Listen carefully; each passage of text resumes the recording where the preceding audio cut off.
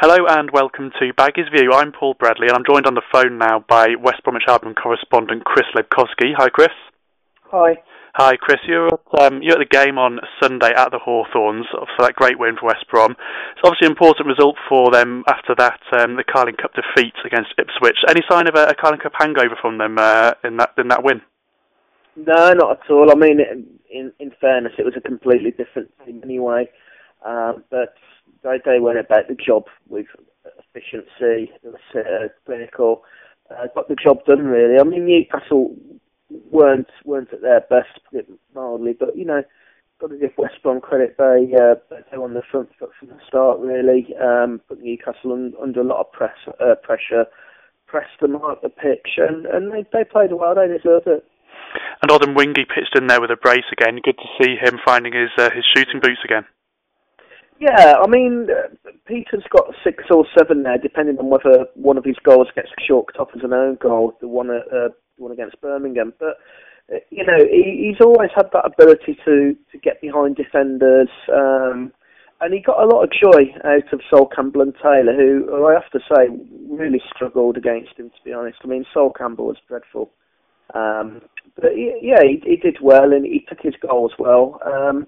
And he's still struggling a little bit with his knee. It's still not 100%, and it's impacting elsewhere. He's had 1 or 2 other niggles around the groin and the hamstring, which have sort of been as a result of him protecting that knee and overcompensating. But he's all right. He's doing well, and he took his goals well.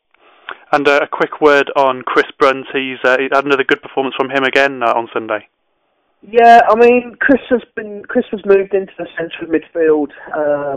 It's not his position ordinarily, but he's played there a few times, and he did really well. He sort of bossed that area. He's got a great range of passing, as we've seen really over the years, and he just gets better and better. And he's brought so much to his game this season. He's not the sort of out and out winger that Albion signed a couple of years ago. He's got more awareness about him. He's a better all-round player, and he can get involved in the sort of heart of midfield as well. He's got the characteristics to help him there. He's not a tough tackler by any stretch of the imagination, but he's got that kind of vision and manipulation of the ball, which might do him, will serve him well in the future as a central midfielder. Should Albion decide to go down that route, but yeah, he did okay on Sunday, definitely. And it's obviously back-to-back Premier League wins now for West Bromwich Albion after that great win at Goodison Park as well. How important a win's going to be for West Brom this season? It sounds like a daft question. Obviously, wins are always important, but in such a tight league this year, 3 points can make a huge difference. Well, it does, and we saw a situation last week where the league concertina back up a little bit, and it has stretched out a bit this weekend with Wolves losing and West Ham losing as well.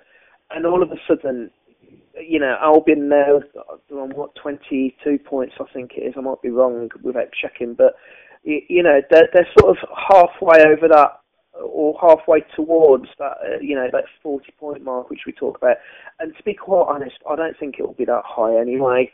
I think Albion have got they've got a lot more points in them, certainly over the next few weeks. I expect them to pick up some decent results, if not wins, and certainly continue unbeaten. They're coming up against, Villa next week and then Wolves the week after. Both teams are sort of stumbling around at the moment, trying to find some form, and Albion will fancy both matches.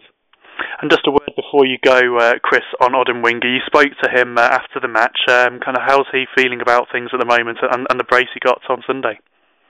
Yeah, he's really, he's a very buoyant character anyway. He's very intelligent, bright. He doesn't get carried away with wins, and he doesn't get particularly down after defeats in the way you would expect, because he's got a bit more about him than that, to be honest. He's a confidence player. He looked good today. He looked sharp, and he needed a couple of goals really, certainly from open play, just to give him that little bit of confidence again. And I have to say, I don't think Villa are going to fancy playing against him next week, because when he's on form, when he's in a threatening vein of form, if you like, is a lot to handle. Okay, Chris, thanks for that today. We'll be back with more Baggies View very soon.